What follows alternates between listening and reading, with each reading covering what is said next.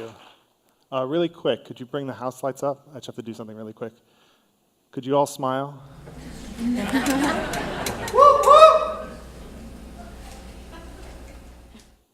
You're not smiling. Awesome. It had to be done. Hello. Just want to get that out of the way. My name is Sandor Weisz. I live in Chicago in an apartment that I named Titania, which is an acronym. When I met my wife on our first date, I knew she was the one because I brought out a crossword puzzle and she totally went for it. This is our son. His pseudonym, that is to say his name as a fetus, was Perquacky. We gave him the name Perquacky. When he was born, we gave him the real name of Ezra Stanley, which is an acronym as well, for four of his great-grandparents, Eleanor, Zoltan, Ruth, and Stanley. This is our daughter. Her pseudonym was Rummy Cub. When she was born, we gave her the name Zella after my grandmother Gizella. And if you're looking the right way, you'll be able to find her birthday embedded in her name. So I like wordplay, and I like puzzles. And for the last 9 years, I've put together puzzle hunts. And I'd like to tell you about what that means and how I make them and why I just quit my job to try to turn this passion into a profession.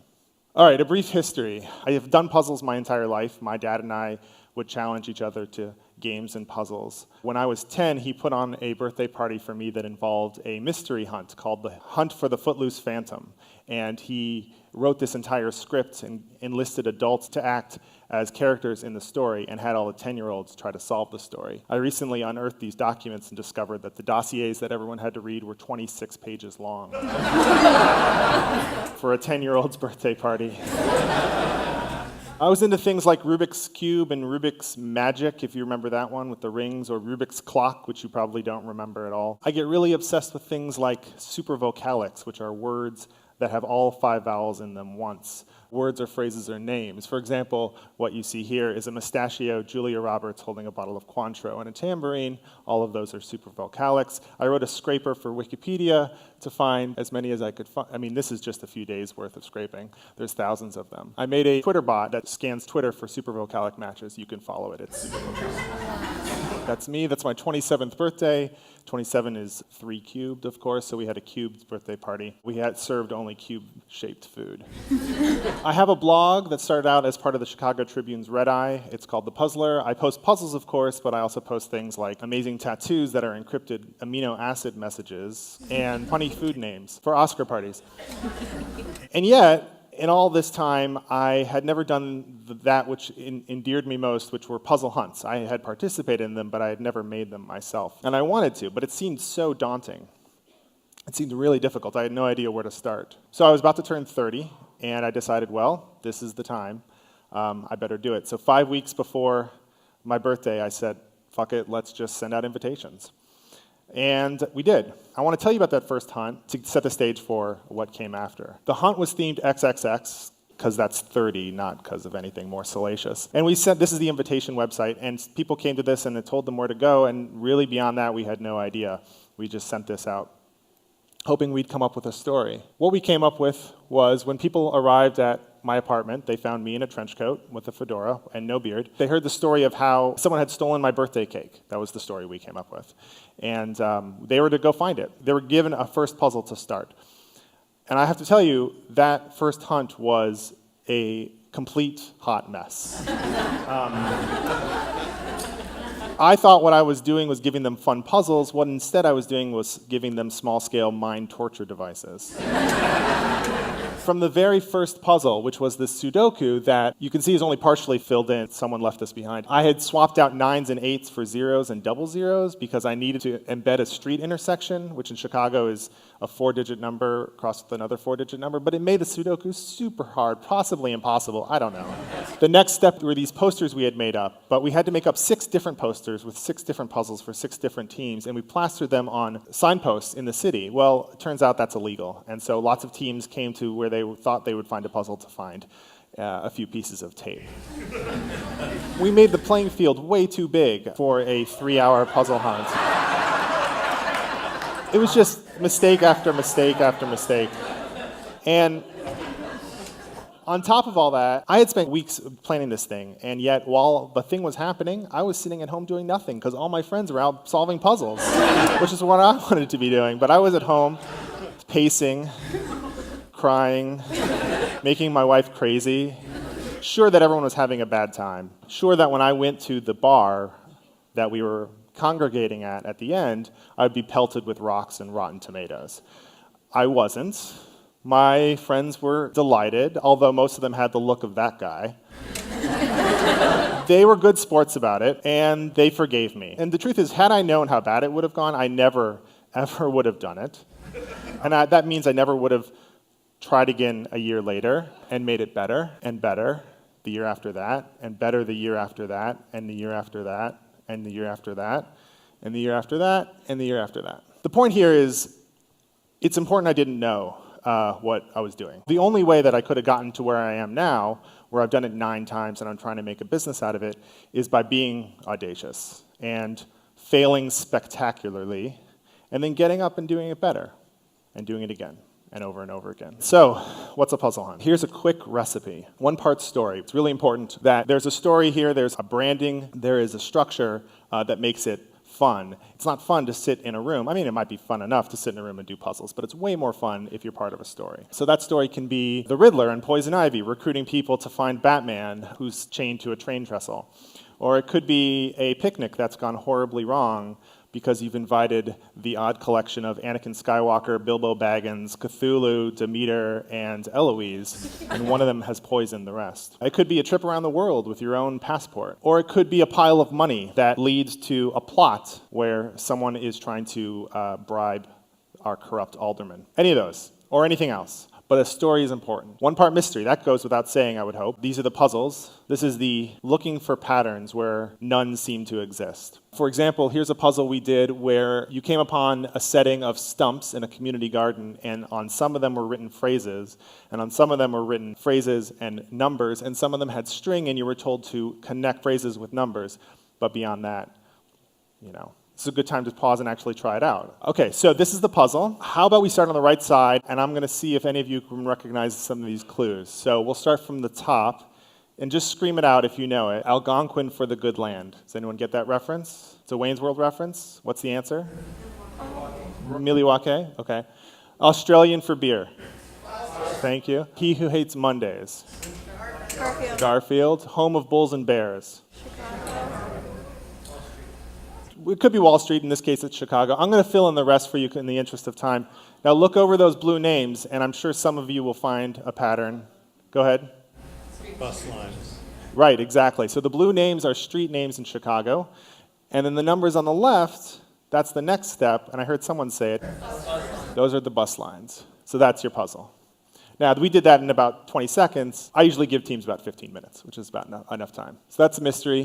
1 part setting. Like I said, it's not as much fun to sit in the living room and do puzzles. It's much more fun to run around the neighborhood or run around the Art Institute or run around the zoo or businesses that you walk by every day and notice something new and mysterious that no one else is looking at, like books and the Riddler. Actually, let's do this one too. So the books on top are all part of a group. The same group, there's something that connects them, and one of the books on the bottom belongs in that group. The answer is A. Look at the names of the authors, specifically the first names. They're all last names of presidents. Now you have insight into my mind. And 1 part reward. Puzzles are their own reward, but it doesn't hurt to throw in a piñata. Everyone loves candy. Or a replica of Van Gogh's ear. Or a mysterious jackalope that's been hiding at the zoo for centuries. All right, so how do I write one of these things? Step 1 is I paint myself into a corner. I mentioned this earlier. It's so important that I give myself an external constraint. In this case, it's a deadline. So like with any creative endeavor, there's a cage match between my creativity and my procrastination. And my procrastination is constantly pile driving my creativity. And the way that I get around this is I force my hand. I set a deadline. And I set that deadline by sending out little time bombs in the form of invitations. Because once I do this, my destiny is set. People are making plans. Some people are flying in from out of town. I have to get this thing done. No ifs, ands, or buts. Step 2 is to absorb. So now I know what's going to happen. I mean, I know the theme and I know the location. The next step is to absorb, and that's just to go around wherever it is, whether it's the zoo or the library, and just take in anything. Because the art of puzzling or solving puzzles is about translating one piece of information into another. That's it in an essence. So I need to find that first part. I need to find all the information that I'm going to ask people to translate. So that could be signs, it could be magazines, it could be weird art engraved in the floor. It could be anything. And a lot of it gets thrown out, but this is where I start. And I write it all down in my notebook, and I don't even try to connect it yet. I just absorb it in. And then I blend. And I do this by, well, if I can find a beach, I walk on it. If I can't find a beach, I'll try to go swimming. This is the time when things start to percolate. This is true of any kind of creative endeavor, right? When you're not focusing on the problem, but you're letting it percolate naturally, that's when the best ideas come. And it's also good for me to make it physical. I like to take my ideas and put them on paper. This is a pin board I have at home, but whether it's a notebook or a pin board or whatever, putting things out of my brain and onto a wall is such a beneficial tactic for being able to see holistically what's going on. Step 4 is the construct and the meta. So that's a little bit of puzzle talk, but I'll explain briefly what it means. You have to start at the end. The meta is the puzzle that you do at the end of the hunt that involves the answers that come before it. All the 10 or 12 or 15 puzzle answers that you have in your collection, in your book or pamphlet or whatever, those answers come together in one final puzzle, and that's called the meta. You have to start there because you have to know what your puzzles are going to solve to. And then the construct is kind of the thing that holds it all together, like the story. So at the Art Institute, what we decided was that every answer would be a piece of art, and then every piece of art would be identified with either an accession number, which is the ID number that the Art Institute uses. You can see section I, it says year of birth, and then there's 4 spaces. So that tells you that the year of birth of the artist, and that's the 4 numbers that you write in. Over here, the one with the period, that's an accession number. So now I can take all the information that I've absorbed and I can start creating puzzles knowing that the ultimate answer are all going to be pieces of art and ultimately a number. And that's just one example. It's also important to have confirmation. Now, we didn't realize this for years, but it turns out that if you make your puzzles arbitrary, then people don't know if they have the right answer, and they'll go through the entire puzzle hunt thinking they got something right that they didn't. So we solved that by giving them a confirmation sheet. So this is the library. Every puzzle's answer was a character, famous character from a famous book, like Ford Prefect from Hitchhiker's Guide, for example. And then when you found your answer, you didn't check it against the list of possible answers. You checked it against this sticker sheet that had icons from the books. So it's a few steps away. And because of that, you can't back solve. You can't look at the ring and say, oh, I know what character it is. Well, there's like thousands of characters in The Lord of the Rings. But if you start with the puzzle and your puzzle answer is Frodo, then you know, okay, there's a ring here, that must be right. With this sticker sheet, there were only 10 puzzles, so we had a little bit of fun. With the remaining 5 stickers is a clue about where the final location is. You need to know a little bit about downtown Chicago restaurants, but you may notice that it spells elephant and castle at the corner of Clark and Adams. Trust me, when you go to enough of these things, you start to see things like that. And then you write the puzzles. So this is the meat of the endeavor. This is where most of the work happens. I'm going to go through like a few aspects of what makes a good puzzle. One of them is the aha moment, the thing that makes a puzzle a good puzzle. I mean, you've all done puzzles, right? We've all done Sudoku or crosswords or jigsaw puzzles. And it's that moment when you're looking at something and it's nonsense and it clicks and it forms a pattern. That's the aha moment. So here's an example from the library. There are 7 book covers. So you're walking into the library, you're told to go to this section. There's a poster board and it's got 7 book covers on it, and they look like this, and you're like, well, they look familiar, but they also look photoshopped. I don't remember Frodo flicking me off. Hopefully what you do is you say, well, I recognize that cover. That's, for example, a heartbreaking work of staggering genius. But I don't remember there being a walk on the cover. Aha, it's not work, it's walk, a heartbreaking walk of staggering genius. What is the puzzle here? I guess maybe it's the R. I'm looking at the R that's missing from work when you replace it with walk. And then you go through the rest of them and you say, well, oh, okay, first of all, they're teams. So someone says, oh, I know that. That's Tin Drum, except there's a picture of Captain Morgan, so it's Tin Rum. That's Lord of the Rings, except it's Lord F the Rings. That's the Clockwork Range. This is Handmaid's Ale, Green Eggs and AM, and 100 Years of Solitude. Of course, if you take those letters together, you get Dorothy. Tangibility means to be able to get your hands dirty with this stuff. When I did the puzzle at the Art Institute, I couldn't ask people to manipulate the art, or I couldn't put my own art up on the walls. So we couldn't do anything too tangible. My favorite puzzles are the ones where you can actually physically manipulate stuff, like this year. So I don't know what that means though. Days in the water. Days. Just days. I guess let's feature something in your sandwich. No, that's, Oh, wait, there's something on this carrot. Hold on. yeah. There's something on this carrot. Week. Days of the week. Wait. Oh, Fuck. okay. All right. Let's finish out. We've got one more Yeah. day. Let's finish it up Mixed. and then. Mixed. This is Berry. disgusting. Oh, even. Even. Even Gross, days. Sandy. What is mixed berry melt mud? So even days. Mixed berry. E for egg. Oh. So. I built a whole puzzle hunt this year around getting your hands on the puzzles themselves. This was just one of them. Integrated, that means make it part of the environment. So we saw the stump puzzle, right? Those stumps I didn't plant there. They were there. I thought, let's build a puzzle around them. Or at the zoo, this is a schematic I made of the big cat house. So these are all cats, but I've turned it into a math equation. So first thing is, you got to look at these cages and see what's in it. So I'm just going to tell you, since we can't all go to the zoo right now. Now you're meant to add them together. Now, how do you add 4 cats together? Anyone want to take a guess? Operating system. Right. These are names of Mac operating systems. And you can translate each one into a number. It starts with 10 point something. You add it all together and you add 0.1 to it, you get 42.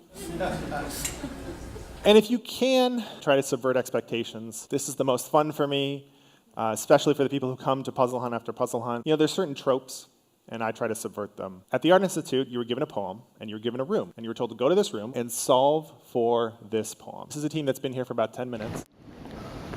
That's actually my mom. And I've started to give them clues. Well, you're looking for something that fits the poem, right? Yeah. Yeah, you looked at all the art. Yeah. All right. We've gone through everything that. Right. What did I say? You have to think outside the frame. What does that mean? The painter. Painter who's painting the picture. Think outside the frame. Literally think outside the frame. Cloud got it. Women in their 40s are invisible.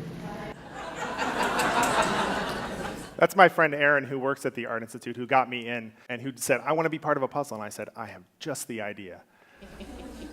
Did anyone not catch what she said? She said women in their 40s are invisible.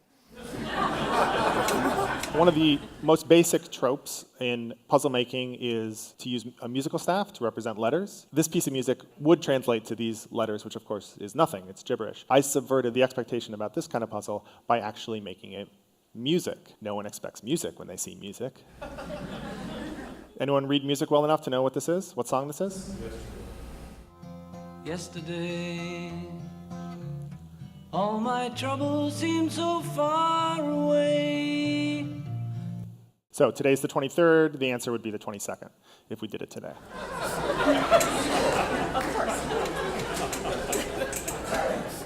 From very early on, we've made a point of making one of the puzzles not really a puzzle at all, but more like a creative exercise. We had a globe, and we had them spin the globe and point at a country at random and then write a limerick about that country.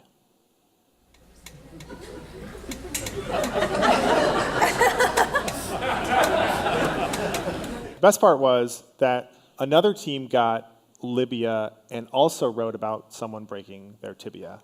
I guess there's not much that rhymes with Libya. The library, we asked teams to go into the children's library and pick out books and then make a poem out of the book spines. The book, by the way, is not called Billy the Condom, in case you're wondering. It's like Billy the Condominium Cat or something, but you know. I mine websites that have team building exercises on them. This is not much of a puzzle. It's really more like a team building thing, but it's fun. And I always try to get teams to take a team photo where they mimic something in the environment. Wait, I'm gonna send it to you right now. So Take the picture. I took it. Oh, well, why are they still standing like that? You guys picked it for you. No, I'm taking a video.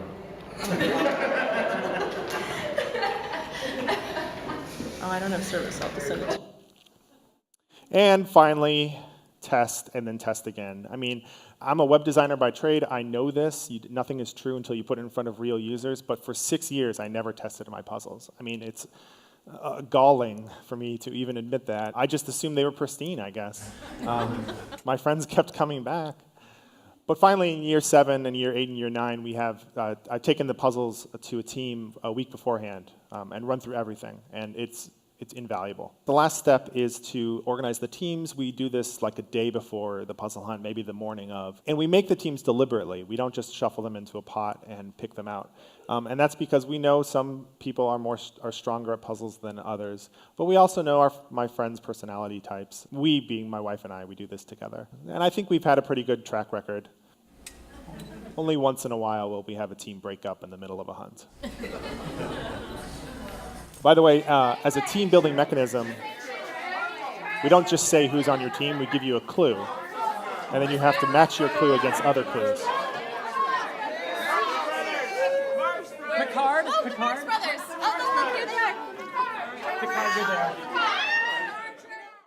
The gimmick here is you're looking for an actress, a famous actress, to fill in the two blanks. The number of underscores is not important. So for example, did you ever hear the story of how Orpheus attempted to travel to hell and hunt for his wife Eurydice? It's groan-worthy. You should groan. It's terrible. They get worse. Okay, now, it's your turn. The head chef told the line cook to dice less and... Julianne Moore. The Scottish hiker was happy to find a beautiful blank blank to his hotel. Haggis. You don't find haggis. I mean, maybe you do. I don't know. There you go. Said the sports commentator, this is a tricky one, it'll take a Vikings loss, blank blank, for Green Bay to make the playoffs. Here we're looking for the opposite of loss. There you go. And a pack win. The world traveler was heard to de-blank blank are the nicest of the Scandinavians. Thank you, Claire Danes. Wow. All right, so this is what I do. I do a number of other things. Puzzle Pint is a monthly pub trivia-like, but with puzzles experience. It's at a pub. It's like 3 hours long. You come, it's free. You do puzzles. You come with a team. You do it on your own. It's in 11 cities.